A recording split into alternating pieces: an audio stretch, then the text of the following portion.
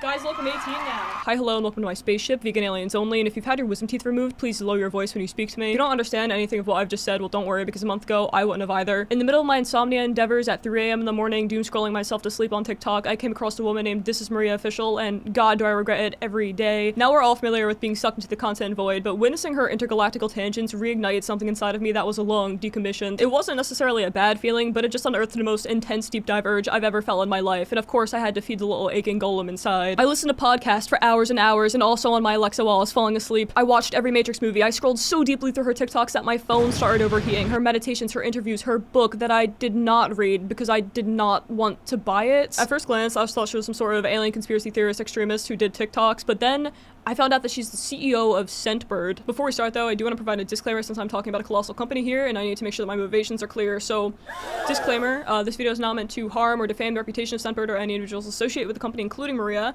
It's not an attack on Maria or her beliefs, and everything said in this video is 100% my opinion based on my own observations and research, and it's all for entertainment purposes only. Now, what is a Scentbird? But really quickly, because there's a lot to talk about. Scentbird was established in 2013 by a group of 3 Russians who really liked perfume. Andre, the engineer and company coach, Sergey, the designer and seasoned entrepreneur, and then we have Maria. She's a speed reading coach and dance ballroom professionally for 8 years, but her true passion is perfume. She moved out to New York City from her native Russia, began a scent blog, and started Scentbird in early 2013. If this is your first time hearing about Scentbird, it's a fragrance subscription box that allows customers to sample scents before purchasing the full-size product. The general consensus seems to be that the scents smell great, blue raspberry, watermelon, some are sea salted caramel and all, but the customer support is non-existent. Many people have described it as a shady company with predatory practices. Aside from a few shady reviews, Scentbird's doing very, very well, and a lot of that is definitely owed to their insanely vast marketing team hitting up every YouTuber possible. There's commentary. Scentbird could. Scentbird. There's ASMR. Scentbird. Okay, there's actually a lot of ASMR.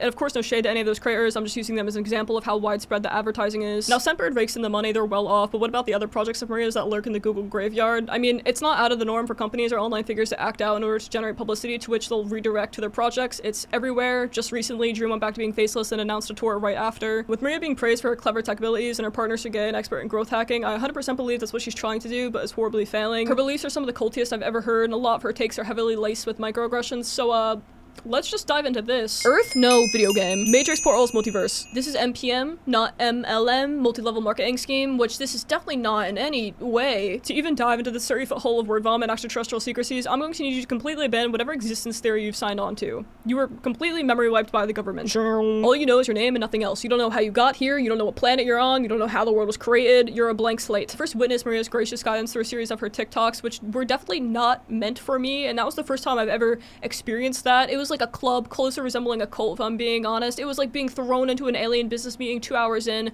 and I was on ketamine, and I was 5 years old. Can anything stop planet Gaia from ascending at this point? The answer is absolutely no. Things are about to get really complicated and really weird really fast, so I'm hoping that the majority of you watching have seen or at least know about the Matrix film franchise, because that will help a lot. Long ago, there was a being called the Architect, and she was given helpers when she was first building the Matrix, which is everything that we know today, the entire universe. 10 of those helpers formed the Council of Light, which is still an active group today. It's currently a group of 10 people who have a direct connection to the original helpers and acknowledge it, but all of us on Earth are in some way connected to one of these guys because they put us in the Matrix. The helpers made people and animals and all different variations of life. The Great Architect is not forever one being. It's an interchangeable position, but only one soul at a time can serve as the Great Architect. Originally, it was a woman who created everything, but currently he is a man. This being has unlimited knowledge and is the maintenance man of it all. He is the one that built it. Now, the planet that we live on is called planet Gaia, and on our planet lives a version of the Matrix, which was made by the Great Architect. I say a version because our Matrix, the one that we live on right now, is not the only one in existence. There have been 3 before ours. VR4, or Virtual Reality 4, is what we call our Matrix now. Eventually, our world will die, and the new 5th version of the Matrix will be the default one. The 5th version of the Matrix is actively being incubated, and according to Maria, it's showing really good signs and is looking promising. Now there is a new version of the Matrix that's being currently incubated, the 5th version of the Matrix, and that one is showing signs of really good promise. So Maria mentions having a direct connection to the Architect and that he wanted her to make this specific podcast episode on parallel reality / the multiverse, and when I first saw this, I was stunned. I mean, I'm in the presence of an architect, of the Great Architect's Council of Light, but sadly that wasn't the case. I mean, I had that dream automatically crushed while listening to her guided meditation for an ultimate womb detox. In the playlist description, it mentions that she's ordained by the Galactic Council of Light, but isn't a part of them, so I guess that she's just special or something. The Matrix comes with a set of rules, and it's very similar to that of playing a game. The architect of the Matrix is essentially the mathematician, the mathematical mind behind the system that we all exist in. It is a very well architected game. And I find that the more we study the rules of the game, the more we're able to start winning the game. Oh, so you're just not gonna tell us the rules? That's okay, I guess. The Matrix has different dimensions, and according to Maria, if you're skilled enough, you can travel to them through a menu, like a game menu or a restaurant menu. When the architect was creating a Matrix, she installed within every soul a game menu of sorts, with predetermined actions. Your person and who you are is different from who your soul is. So right now we're saying there's a soul inside of you that programmed your game menu with an array of different choices and options for you to try out in this lifetime, and that soul also designed your avatar. As you guys well know, the Matrix is a system that enables souls to have a slew and a variety of different experiences. All of the experiences that you can have within the Matrix are predetermined by the menu, shall we say. So basically, prior to incarnating, you are selecting a lot of the things about yourself, right? Like, are you gonna be born male, female, non-binary, where are you gonna be born, what planet, etc., etc. Now, why and how were different dimensions created? I mean, isn't one enough? No. One is not enough, ever. Similar to how our planet once had Pangea, and then the landmass is split into different continents over time, that's how the architect designed dimensions. When the architect was planning the Matrix, he said, okay, how am I going to divide this vast array, this vast terrain of experiences that one can have in a way that any soul, no matter how sophisticated, can understand? And so the architect came up with a mapping concept, and he created dimensions in the same way that the map of planet Earth is divided between oceans versus land, and then the land is divided into countries. There is kind of like the method to the geography. Same thing within the Matrix. So the Matrix has been divided into multiple dimensions. So your soul chose to come here, but when you die, you can go anywhere, right? No. Your soul collects experience points as it ages, so if you're a newer soul, you'll be locked out of certain dimensions until you're older. Different dimensions have presets almost. Your soul by itself is like a vanilla version, but if you were to go to dimension F, that decision would automatically install mods. Now, earlier I mentioned that we live in VR4 or virtual reality 4, but soon we're all gonna die or something because the fifth one's almost done cooking. A lot of changes are going to begin, and when this happens, we will all die and then reincarnate into whatever dimension our soul selects next. A sign that Maria mentions to support her claim of this current Matrix's demise is the rise of juice cleanses. Apparently, juice cleanses are the Earth's way of awakening humanity, and it's coming out of the woodwork right now because it's almost time to ascend. Everything about the human society is going to have to be re-examined, re-looked at. Not for nothing, you guys. Out of nowhere, you are getting all of these, like the cleanse 10 years ago wasn't barely a thing. Now there are like liver cleanses, there are, the celery juice cleanses, everything. They're coming out of the woodworks. Now people are talking about parasites, physical parasites. They did not talk about that just a couple of decades ago, let me tell you. Yes, because parasites have only existed for a decade. No one's ever seen those before. And I'm pretty sure juice cleanses were like an 80s thing. It's been like 4 decades since that. Since all of us are going to die and then travel over to the new Matrix sequel, we're getting one hell of an upgrade. A superhuman upgrade. Our DNA is going to change. The human DNA is going to change to such a degree. What is the new type of human that is that we're paving the way for? That type of human, that new human race, that evolved human species, humanoid, I should say, maybe more so than a human, is going to be a solar race. It's going to be a solar species. That is why we're being bombarded with all these solar codes right now, not for nothing, you guys. We're being prepared. Our DNAs are being activated. So when we all burn to a crisp on this planet, it's actually a good thing. It's just our DNA being activated. Oh, so global warming now is actually a gift from the great architect because he just wants to prepare us for the next version of the Matrix, when we're all sun people. All right, who wants to go do pollution with me so we can get in the great architect's good graces? So what about all the people who have died here of wildfires and extreme heat conditions? Like, are they beta testers? Are they already in the new Matrix? So with the coming of 5D or new Matrix, we're going to be superhumans, but how will we fuel our bodies? What's going to happen to food in 5th dimensional consciousness? No single species is going to eat another species on planet Earth. Oh yeah, I forgot to mention she's a vegan extremist, but we'll cover that later. What are we going to eat then? Isn't that a $1 billion question? What do you think is left? Solar prana. in particular. Yeah, so we're just gonna eat the sun. I feel like that'll be hell though. I mean, is there gonna be like flavoring drops, or is it just going to be plain sun taste? I hate to admit it, but I am an active member of Water Talk. I could chug a mango mix 9000. All of Maria's TikToks are chopped down clips from her podcast, so when I went to go over there and look, I was a bit taken aback by her change of heart. How to escape the collective matrix. Maria, what the hell are you talking about? I mean, I was under the assumption that the matrix is all powerful and holy. I mean, it was made by the great architect. She made you and me, and now you want to cross her? Well, that's not the case at all, so do not be alarmed. It took her 40 whole minutes at this podcast to announce her grand troll and pledge allegiance to the Matrix, and as a proud member of this Matrix, I'm quite offended. Before we adventure into her podcast, I want to talk about her website and also maybe a conspiracy theory I have. On Maria's website, she has a directory for her different products and projects, but that's not what I'm showing you this for. Earlier when I was reading out the description Maria posted on Scentbird's website, it failed to mention who she actually is. Since her awakening in 2018, Maria has been guided by spirit to channel and teach spiritual content. Maria's podcast, Conversations with My Higher Self, which is recorded from a state of trance, covers a wealth of esoteric and spiritual topics ranging from the sacred flames to ancestral healing to past lives to source consciousness. Now hear me out, because we're going into conspiracy mode. Conspiracy mode. This is all my opinion. I did a bit of digging through Scentbird's financials, and after sifting through dates, I found 2018. 2018, according to Maria herself, is when she had her awakening, and I don't know how many people are watching this as spiritualists or no spiritualists, but this is one hell of an extremist. On Maria's Facebook, she mentions in her bio, this show is about spirituality. My partner uses hypnosis to bring me into a healing thea state. And then the sentence cuts off. You've probably noticed that in some of the TikToks I've played, her eyes are closed, and the majority of her podcasts they are too, and that's because her partner is hypnotizing her. Everything you've seen from Maria so far is just a taste of what she believes in, and I believe, in my opinion, she's in a cult, and it's somehow connected to Scentbird. There are many different types of cults, but out of the big four, she floats in between a doomsday cult and a religious cult, morally religious. She's prepping for the end of the world and is trying to get people viewing her to correctly prepare for it as well. She's extremely committed alongside the Council of Light and her partner to the Architect. Whenever anyone questions their purpose in life or the Architect, they face severe consequences, which we will see later. When recording her videos, she very much has a her versus us mentality. She uses guilt and fear tactics to influence her audience. This includes persuasion and peer pressure. She's incredibly eager to induct new people into her beliefs. All these points I'm mentioning now directly match the description of a cult, and in some way, I am almost positive that this relates to Scentbird. Scentbird received $18.6 million in venture funding in May 2018, the same year Maria had her awakening. Venture funding is when investors just put money into startup companies, and in the case of Scentbird, that's a lot of money. The investments are spread out, of course, but in my opinion, Maria's quick deep dive plunge into these cult-like activities is 1000% connected to Scentbird's growth in 2018. Maybe she joined a cult and she got funding from them? I don't know, but it's connected. Get this crazy guy out of here. Still remaining in this section, but moving on to us humans, we're going to see where we are inside of the Architect's game. I wanted to talk to you about your personal cell of the Matrix. Maria starts off by giving us a nice disclaimer to make sure to mention that she's not going to be fear-mongering in any way. I don't mean this is fear-mongering at all. But something insane and wild will be happening soon that will affect every human being on Earth ever. I dare say that if you are alive right now, what you probably didn't sign up for is an easy life. What you did not sign up for is a life without events.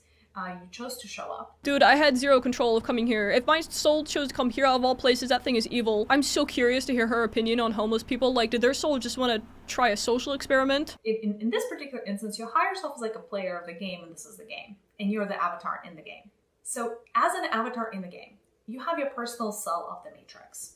It looks like a transparent cube. A cube with transparent walls. So I feel like it's important to mention that in another podcast episode of Maria's, she says that The Matrix, like, the fictional film franchise, is extremely accurate to her beliefs, so much so that she derives citations from it. If you remember the movie The Matrix, and obviously I love the movie, so I keep quoting it and citing it, most people that awaken, or have an awakening as an experience, they start vibrating at higher frequencies, quite naturally. Do you guys feel that? There's something off, I just can't tell what it is. No, there's literally nothing happening. Are you high again? He's been huffing those perfume samples. No, I can feel it, it's like there's an earthquake. Now we know who made the Matrix and we know what we're doing here. We know where we are. We're inside of our little glass Matrix bubble, but how did we get here? So when you come to planet Earth as a baby and you get plugged into the Matrix, you essentially start identifying with your own avatar. So yeah, I hope that answers your dying question. The Matrix Stork brings you from Architect land and then plugs you into the simulation. I'm almost like jealous of the way she thinks. Like, I want to be in a video game too. That's not fair. I feel like I need to store all this information in my brain. Like, if I get abducted tomorrow, am I going to need to come equipped with this knowledge? Because I'm ready. The rest of the podcast is just her saying how social issues are glitches in the Matrix and we're all soup for some reason. Soup of collective consciousness. Is it a soup or is it a broth? Goo or soup. Like I've said before, I've not just watched her podcast, I've lived them. I almost died in the shower by slipping on a bar of soap because I was too focused on her wise words. Because of this, I've picked up on so many inconsistencies, one of the main ones being the great architect. According to her TikTok, the Matrix is feminine. M-A being mama. Mother. So the matrix itself is a very feminine construct. That's why it starts with the letter M-A. M-A, mother, mama. This is very different from her Multiverse and Parallel Realities pod episode where she says this. Dwells very much in the intellect polarity of creation. And as such, it belongs to the divine masculine. I feel cheated, I feel lied to, I feel like I'll never recover from such indiscrepancies. Regardless of the great architect's original gender, he could not leave us stranded, so he worked his magic and gave us entertainment. Maria says that to give our matrix some personality, the architect himself planted various creative minds in order to influence our storylines. These people have a direct connection to him. However, you also have your creative souls, kind of like right here, working with the architects of the matrix. And these creative souls are kind of like script writers and movie directors, if you will. So they're like oh my God, this is going to sound terrible, but they're like the Hollywood of the spirit world. And they're tasked with taking a virtual reality and populating it with stories and storylines. An example of this is J.K. Rowling, the author of Harry Potter, which you can also live inside of her wizarding universe if your soul chooses to put you there. If, I don't know, 1,000 souls incarnated into the world of Harry Potter, let's say, it would feel very similar to them because it is an objective reality with very objective parameters that are defining that reality. So did the architect make her transphobic, or was that someone else? This belief of hers that you can live inside of different universes is greatly intertwined with the multiverse. I'll be the first one to admit that we live in the multiverse. As such, your recollections of Atlantis may vary from the recollections of other people around you. Choices. So you may be aware of going left, or like at an intersection between going left and going right. You think that you chose just an option to go left, but actually your soul chooses both and you explore both possibilities. Now, wow, I sure do love driving in this direction. Maria? Inside of the Matrix, we have portals, and lucky for us, the Lionsgate portal is open with no real lions. What is really, really good during these days? So, wearing the colors of pink and gold are really going to help align you, even if it's an accessory. I understand that, especially as a man, pink is not what you guys usually go for. Neither is gold for that matter. But maybe wear golden jewelry, that could be really helpful. Pink and gold are girl colors. And I bet you feel weird wearing that because you're a boy who wears boy colors. So the Andromedan energy for Andromedan star seeds is going to come through really, really strong on this Lionsgate, which is, very angelic. It's very high vibrational. You guys, are you guys feeling that? Maria mentions portals a lot and often talks about how powerful they truly are. Portals exist so that we can stop to smell the roses in some way, so that we could get reconnected, plugged back into the fabric of existence that is the universe. Portals are so powerful, and art is actually a huge portal. So all the SFW furry artists, I'm just going to need you to take a minute to stop.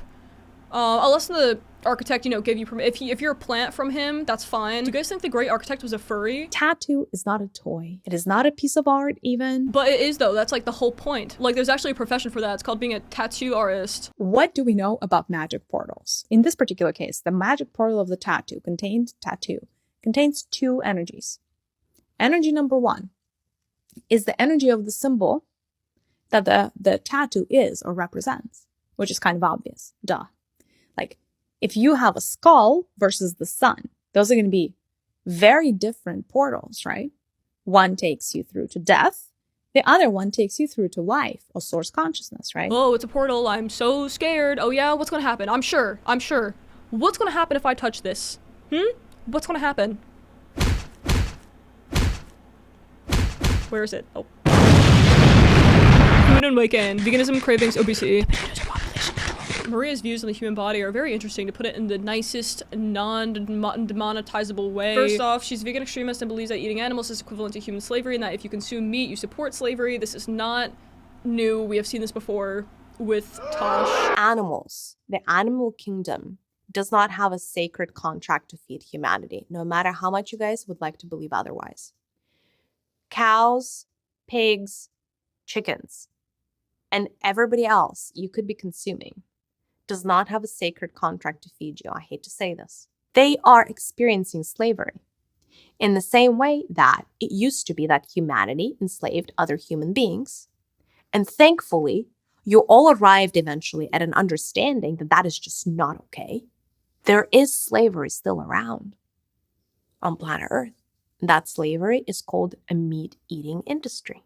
Did the architect tell you that one too? Hey, when did the architect make slavery? Can you ask him for me? Yes, I'm sure the steak I had for dinner last night experienced the same amount of oppression and pain as a black man in 1840s America did. This is such a stupid take. I'm not even gonna waste my time on it. After vegan booty, I'm officially retired from any vegan commentary. Maria believes that gaining weight is something that people do when they feel insignificant, and so to compensate, they take up more space in a room to feel more dominant. Yes, because fat people are notoriously well respected because of their size in society. Sometimes when people feel insignificant, sometimes when people feel like there is not enough of them, for whatever reason, like not enough of me for my mom to love me or my dad to love me, not enough of me to get approval from somebody. Okay, so guy no love by mom, guy skinny, guy eat food, guy get fat, mom love guy because fat now. Not enough of me because, I don't know, maybe I'm a guy and my voice is a little bit too feminine or something. What? Guy have high voice, sound like girl, guy get fat, guy get respect. Sometimes people would develop excess weight to feel more substantial, to feel like bigger, so they can claim more space on the map. You make it sound like Land.io. I don't really understand. Because obviously somebody who has more weight on their body is noticed a lot more. So sometimes actually gaining weight for your body is a cry for attention, or a cry to be noticed. Okay, so what I'm thinking is her societal knowledge is correct, just not for this matrix. So far we know that people gain more weight to feel powerful in society, to be heard, but also fat people get a huge payback, and it's a pro that they don't always have to be on guard, that they don't have to function in society like other people. Subconsciously, when your body gains weight, it is, like I said, a coping mechanism, a protection mechanism, and it is serving a purpose. I need her brain to be donated to science. Her logic is so interesting because it's not just a little bit off, like it's an entire 180. And then there is a massive, massive payback that you get from being quote unquote overweight. And that is a feeling of safety, a feeling of comfort, a feeling of not having to always be on guard and being able to actually function in society. That is your payback. What exactly is this giant payback that fat people are getting? Like, the denial of fat phobia is so crazy. What do you mean you're discriminated against? No, I promise, it's a pro that you receive inadequate health care. Professional discrimination in the workplace? No, I promise, it's a pro that you're characterized as lazy and insignificant. Maria often refers to overweight people as broken and describes genetic obesity as a flavor of trauma that is passed down from soul level. No, it's not the eating habits, medical problems, or genetics causing obesity. It's actually just trauma. Well, essentially the question is like, what are the odds that all of us have been abused as children? I love this question. Thank you so much for asking it. In order for you to be magnetized into a particular lineage, you have to be broken in the same way that the people in the lineage are broken. In fact, if you dig deep enough, you will see and you will understand that the flavor of trauma of your ancestors has similarities to what you are experiencing at soul level. So it's not that, let's call it obesity, runs in the families just because there are similar, let's say, habits around food or, I don't know, exercise, but because there are similar kinds of trauma that are running in lineages. Denying genetic obesity is such a weird stance. Yeah, I don't believe in hereditary asthma, so I just threw my inhaler away. Now, of course, there's a pod episode about this, so I went over, and did you know that if you abuse your kids, they just get fat, and if your child's overweight, it's actually your fault, and you should feel awful about it. In certain instances, you would gain weight if you have been abused as a child. In whichever way, shape, or form. There are many facets of abuse. There is verbal abuse, there is physical abuse, there is emotional abuse, there's even energetic abuse, frankly, right? Like energy vampires, etc., right? You may have developed a coping mechanism called excessive weight or extra weight, like extra padding. Oh my god. For the 5 people who are in a race in my comment section right now to tell me that, wait, she's actually right because some people cope with life changes by eating food. Listen to what she's actually saying. Maria also provides her revolutionary advice to the parents of fat children who need to solve this disastrous issue. Yes, it is a protective mechanism, 1,000,000,000%. So if you have a child that has issues around this, look for the trauma. Look at where that child is not getting acceptance. Look at where that child may not feel like they're enough and talk to them. Talk to them.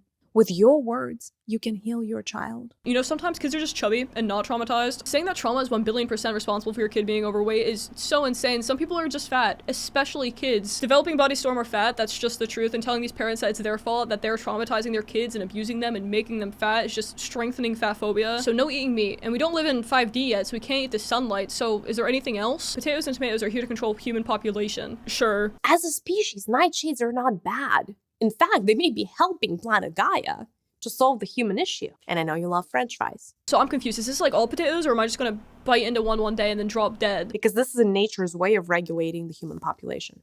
And I'm saying a lot of controversial things. But if you guys dropped into your heart center, you would know that a lot of what I'm saying is reality. But just know they're working against you is all. They're working against you. She also has another TikTok explaining how if you mix a potato with gluten, it's an immediate death sentence. One of the ways that nature is regulating the population of humanity right now is through nightshades. Nightshades are, especially when coupled with gluten, are creating an ecosystem within your internal organs, like within your body, that breeds disease. Ever had potato dumplings? Dead. Potato bread? Dead. I just feel like there's too many rules in her world that I just don't care enough to follow. Like if you're craving gluten, you have daddy issues, which you should never eat potatoes during this. And if you're craving dairy, you need a better connection with your mom. But of course you have to follow the rules, because if not, you will face serious consequences. Medicine. The kid got leukemia because I watched Blue's Clues. And horrible dental advice. 10 million people die of cancer each year, and thanks Maria here, we can finally figure out why we get cancer. It's not like scientists have determined it's from environmental changes or genetics. No, only Maria has the key. I'm gonna say something really, really controversial. A big percentage of cancer on this planet, the reason that that disease has manifested and has really stuck through with humanity is because it is a byproduct of humanity pursuing false ideals. And people that get cancer, again, this is a generalization, but very often they're not aligned with their purpose. Either they know what their purpose is and they're not following it, or they don't know what their purpose is and that's why they're not following it. So did all the kids with leukemia not grind hard enough? Oh, I get it. Maybe they picked the wrong Lunchable that day. I've had so many people in my family die from cancer, but this whole time I could have just told them to listen to their heart and they would have lived. She also says a similar thing about perfectionists, about how they're going to die if they don't stop it right now. A need to be a perfectionist is a rejection of who you are right now. And that is, over time, going to manifest as heart disease. Well, now we know that cancer is a lifestyle choice, but it really does suck that we don't have If your heart is activated internally, you can heal your whole body. Oh, okay. In a matter of days, you guys. If your heart truly is operating at the level that it is meant to operate for you, you could heal yourself from any disease. I don't care if it's cancer. I don't care if it's AIDS. It could be whatever. But you could heal yourself in a span of under 7 days. Wait, it's that easy? In 7 days, you can be completely cured. Wow, what a breakthrough, what a discovery. Maria, you've done it again. World peace is on its way. Modern medicine is not real, and it's a dead end. Everything else is a dead end scenario. Do you still have your wisdom teeth? No? You're going to get AIDS from that. According to Dr. Maria, wisdom teeth hold wisdom from your ancestors, and when you get a toothache, it's from them. Because 100% of your ancestors lived upon the face of this beautiful planet. Chances are they already know exactly how it feels and exactly how to problem solve in this third dimensional world. I mean, no, the world has changed a million ways since then. I don't think they were having any one-on-ones with Donald Jonathan Trump. They were chasing dodo birds and spearing scorpions or something. So if you're starting to get toothache, it may just be that a connection with a particular person in that lineage needs to be explored. Or get this, it could be time for a dental visit. The map of toothaches is a language. And it is a communication system and a communication tower. Oh yes, great advice. I should just sit still with my teeth shifting around in my face because my ancestor wants to chit-chat. If you've had your wisdom teeth removed, don't worry, because that special bone soul link is repairable. And I only have 3 of them, so let's fix this gargantuan issue together. The wisdom tooth is gone. That means that connection is temporarily broken. No! For how will I hear the dodo bird stories now? What will I do without the ancient wisdom of butter churning? I am such a loser. So you need to restore that connection. Okay, I'll do anything, please tell me. In a meditative state, you would close your eyes and you would imagine that there is a golden cord of light that is descending straight from the point where that wisdom tooth used to be. So in the spot that this wisdom tooth used to be, imagine there's like a thread of golden light. And imagine that that thread, one side of that thread is connected to your jaw, almost like reweave it as if you were a weaver. I'm literally a weaver. And the other side of this thread is connected to the founding couple of that lineage. And then essentially you draw that golden thread into the heart of the founding couple of the lineage. Okay, something's happening. Something's coming through. Hello? How did you get here? I died 60 years ago. I didn't chase around dodo birds all day. I died from lymphoma. Oh, well, you could have cured that, Yeah, I wore white socks that day. Well, that about does it for this deep dive into the CEO of Scentbird Psyche. Crazy belief of my own, actually. If you follow me on Twitter, you won't die in the next planet renewal. I've been seeing Scentbird ads online now for so long, and finally knowing what goes on behind the scenes is insane. Speaking of insane sense, An entirely soy wax candle made from clean scents and actually holds a smell. Wow. I seriously love these things. They're the only candles I use. And I bought these myself, by the way. They weren't like sent me or anything like that. If you want to pick up one yourself, you can go to Cosmic Candles and use code CYBER5, all caps, for 5% off, or just click the link in the description and it's built in. There's so many festive scents, but I recommend the pumpkin.